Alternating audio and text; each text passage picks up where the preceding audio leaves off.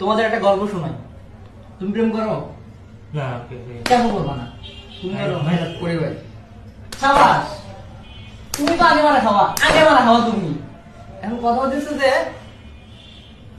প্রেম করাটা হচ্ছে যে আসলে ঠিক না। কেন ঠিক না জানো? সে হচ্ছে একটা গল্প শোনাই তোমাদের। অনেক আগে একজন প্রেম করতো, মনে করো যে প্রেম করে এই যে তোমরা যেরকম অ্যালার্ট আছো, ও সবসময় এরকম অ্যালার্ট থাকতো। অ্যালার্ট থেকে মনে করো যে ইয়া করতো, সে নদীর ধারে বাদাম খাওয়াইতো। কিন্তু ওর একটা সমস্যা, মধ্যবিত্ত পরিবারের ছেলে, রেস্টুরেন্টে নিয়ে যেতে পারতো না। রেস্টুরেন্টে না নিয়ে গেলে কি গার্লফ্রেন্ড ডেকে না। এখন ও তো পড়ে গেছে বিপদে। এখন বাপের থেকে আর কতদিন চায় টাকা নেওয়া যায় বলো? কতদিন চায় নিতে পারবে? এখন তুমি তো প্রেমই করো না, তুমি আর কি চাবা তুমি?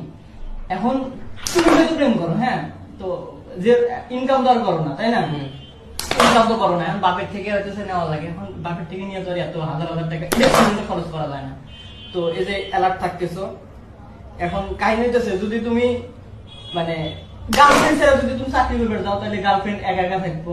কাজ করে না, কাজ করতে টেম্পো চালাবে তুমি জানবা না? জানবো না, বলাই যাবে না। কাছে থাকলে তাও দেখা যায়, ও কাছে নাই, এখন দেখতে তো পারবে না। এখন কি করা লাগবে তাতে?